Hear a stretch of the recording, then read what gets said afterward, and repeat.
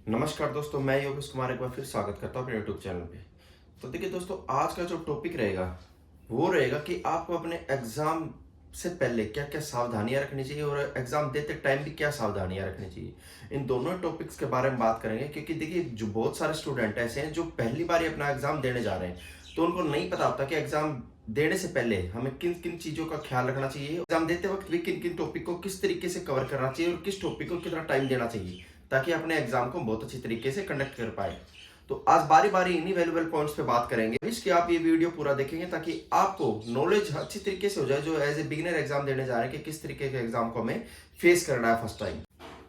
तो दोस्तों देखिए, पहला पॉइंट मैं आपको ये बताना चाहूँगा कि जो आपको एडमिट कार्ड मिला है, आपका सेंटर कहाँ पड़ता है, पहले आपको उसका एड्रेस अच्छी तरीके से कंफर्म होना चाहिए क्योंकि कभी-कभी ना छोटी-छोटी चीज़ें हम मिस्टेक कर देते हैं। सपोज़ कीजिए आपने नारायण विहार तो देख लिया, लेकिन हम देखते हैं कि फेज़ 1 और फेज़ 2 इसमें हम कन्फ्यूज़ हो जाते हैं। तो इस तरीके से छोटी-छोटी जो चीज़ें रहती है, आपको बिल्कुल बारीकी से देखनी है अपने एड्रेस के लिए। एडमिट कार्ड पे हुई जो आपका एड्रेस है, उसको पहले अच्छी तरीके से ब्रीफ से उसको पहले अच्छे तरीके से आप देखें ताकि आपको वो एड्रेस बिल्कुल कंफर्म रहे। बात करते हैं दोस्तों सेकंड चीज की। तो जब भी आप एग्जाम सेंटर पे जाते हैं दोस्तों, आपकी वहाँ चेकिंग बहुत अच्छी तरीके से होती है। तो आपको ये श्योर करना है कि आपके पास कोई भी ऐसी चीज नहीं हो, मेटेलिक खास करके आइटम आपके पास नहीं हो जिससे कि आपको एग्जाम देने से पहले ही बाहर कर दिया जाए। तो प्लीज ऐसा कोई भी आइटम अपने साथ नहीं लेके जाए, कोई भी मेटेलिक आइटम आप स्पेशली अपने साथ नहीं लेके जाए ना। तीसरी चीज जो मैं आपको बताना चाहूंगा दोस्तों, देखिए एग्जाम का जो भी आपका टाइम रहता है, सपोज करते हैं आपके एग्जाम का टाइम 10 से लेके 12 बजे तक का है, तो उससे पहले आपकी जो एंट्री टाइमिंग है वो 8:30 टू 9:30 ही रहती है। यानी कि आपको 9:30 से पहले ही एग्जाम सेंटर पे पहुंचना पड़ेगा। इसके बाद 1 मिनट भी नहीं, क्योंकि कभी कभी 1 मिनट के ऊपर भी बहुत सारे स्टूडेंट रह जाते हैं। तो तीसरी याद रखने वाली बात है कि आप अपने एग्जाम सेंटर पे टाइम से पहुंचे, बिल्कुल टाइम से भी 5 मिनट पहले ही पहुंचे, ठीक है। अब बात करते हैं जब आप एग्जाम सेंटर में अंदर चले जाते हैं और आपका एग्जाम स्टार्ट होने वाला होता है, तो ठीक है, तो आपको पहले ही एक डेमो दिया जाता है। उस डेमो के थ्रू आप देख सकते हैं कि किस तरीके से आपको एग्जाम को क्वेश्चन सोल्व करेंगे। वो डेमो रहता है 2-4 क्वेश्चन का कि किस तरीके से आप एग्जाम को क्लिक करते हैं, फिर कंफर्म करते हैं अपने क्वेश्चन को, नेक्स्ट क्वेश्चन किस तरीके से आता है, ठीक है। तो वो सब चीजें रहती है। तो उस डेमो को आपको बिल्कुल अच्छी तरीके से देख लेना है एग्जाम स्टार्ट होने से पहले। उस पे लिखी हुई जो भी सावधानियां हैं, जो भी नोट्स है, वो अच्छी तरीके से पढ़ लेने हैं। अब देखिए दोस्तों, बहुत सारे स्टूडेंट का ये डाउट रहता है कि सर एग्जाम को किस तरीके से करना है, कि हर टॉपिक को कितना टाइम देना चाहिए और क्या हम अपनी मर्जी से ही टॉपिक वाइज अपने टॉपिक को सोल्व कर सकते हैं, या हम जैसे जीके कर रहे हैं तो क्या दूसरे सब्जेक्ट को भी देख सकते हैं। तो देखिए इन सब चीजों के बारे में बात करेंगे आज। देखिए जब आप एग्जाम देने जाते हैं तो डीएसएसबी का जो एग्जाम है उसमें आपको एक सीरीज से ही आपका एग्जाम देखने को मिलेगा। यानी कि पहले आपको जीके देखने को मिलेगी, फिर रीजनिंग, मैथ, हिंदी और इंग्लिश। तो भी आप देखेंगे जैसे जीके के 40 क्वेश्चन आते हैं तो एक पार्ट में आपको 20 क्वेश्चन ही देखने को मिलेंगे। इसके बाद जब आप पहले पार्ट को सबमिट कर देंगे उसके बाद ही आपको अगले 20 यानी कि जीके के 40 क्वेश्चन आपको 2 पार्ट में देखने को मिलेंगे। तो देखिए जब आप जीके सोल्व कर रहे हैं तो आपके पास ऐसा एक ऑप्शन भी रहता है कि आप रिमार्क वाला ऑप्शन रहता है कि कोई भी क्वेश्चन में आपको डाउट है और आपको लगता है कि नहीं ये आपको ये दोबारा देखना है, पहले आप जो क्वेश्चन आपको आ रहे हैं वो करना चाहते हो, तो उस क्वेश्चन को आप रिमार्क कर सकते हैं, ठीक है। उस क्वेश्चन को रिमार्क करने के बाद आप जब जीके को पूरा कर लेते हैं तो उसको दोबारा फिर देख सकते हैं जो आपने क्वेश्चन रिमार्क किया है। लेकिन वो शर्त यही होनी चाहिए कि वही उसी पार्ट का हिस्सा होना चाहिए वो क्वेश्चन, ऐसा नहीं जो आपने सबमिट कर दिया है तो उसके बाद वो ओपन नहीं होगा दोबारा, ठीक है। तो ये ऑप्शन रहता है। एक पार्ट सबमिट करने के बाद आप दोबारा वापस उस पार्ट को ओपन नहीं कर सकते हैं। बार बार मैं आपसे ये बात कह रहा हूँ कि आपने अगर एक बार सबमिट कर दिया, आपका कोई भी क्वेश्चन रह गया तो रह गया। तो इसीलिए आपको रिमार्क जरूर यूज करना है ताकि आपको कोई भी डाउट लगे कि आप इस क्वेश्चन को दोबारा करेंगे तो प्लीज रिमार्क उस क्वेश्चन को पहले से ही कर ले, ठीक है। उसके बाद आपका आ जाता है रीजनिंग और मैथ। रीजनिंग और मैथ देखिए दोस्तों, ऐसे सब्जेक्ट रहते हैं जहां पर बहुत सारी चीजें हमें ऐसा लगता है कि नहीं ये क्वेश्चन तो मैं सोल्व कर सकता हूँ, ये क्वेश्चन तो मैं सोल्व कर सकता हूँ, और उसमें ही हमारा टाइम बहुत ज्यादा चला जाता है और हमें पता भी नहीं चलता है। यही आपको टाइमिंग, आपकी ना जो टाइमिंग होनी चाहिए वो बिल्कुल परफेक्ट होनी चाहिए। उसके अकॉर्डिंग आपको अपने सब्जेक्ट को क्लियर करना है, क्योंकि अगर देखिए हम सारे सब्जेक्ट को भी नहीं क्लियर करते हैं एक बारी, तो यानी कि बहुत सारे क्वेश्चन हमारे छूटने के पूरे पूरे चांसेस रहते हैं।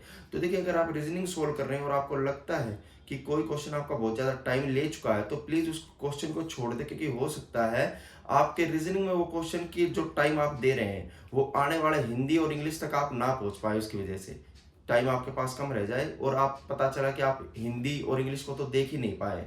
तो ऐसा नहीं करना है बिल्कुल। देखिए पहले वो क्वेश्चन आपको कर लेने हैं जो आपको बिल्कुल अच्छी तरीके से आते हैं, ठीक है। कोई क्वेश्चन अगर ज़्यादा टाइम ले रहा है तो प्लीज़ उसको स्किप कर दे, ठीक, क्योंकि एग्जाम को हमें पूरा एंड तक लेके जाना है। 200 क्वेश्चन एक बारी, तो हमें 200 क्वेश्चन तक पूरा पहुंचना ही पहुंचना है। क्योंकि ऐसा रहता है स्टूडेंट के पास, देखिए रीजनिंग और मैथ को करते करते वो इतना ज़्यादा टाइम कंज्यूम कर लेते हैं कि जो लास्ट टॉपिक रहता है इंग्लिश का, वहां तक वो पहुंच ही नहीं पाते हैं और इंग्लिश बिना छेड़े ही उनको सबमिट करना पड़ता है अपना पेपर। जबकि इंग्लिश में ऐसे क्वेश्चन होते हैं जो कि आपको मैथ से ज़्यादा नंबर दिला सकते हैं, क्योंकि कुछ क्वेश्चन ऐसे रहते हैं देखते ही आप उन्हें ठीक कर सकते हैं और इंग्लिश ज़्यादा टाइम भी नहीं लेती है।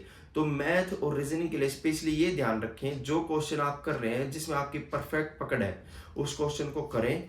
अगर आपका लगता है कि ये क्वेश्चन नहीं हो रहा, कोई डिफिकल्ट क्वेश्चन आता है, तो प्लीज़ उसको स्किप करें, लेकिन हद से ज़्यादा टाइम ना दें।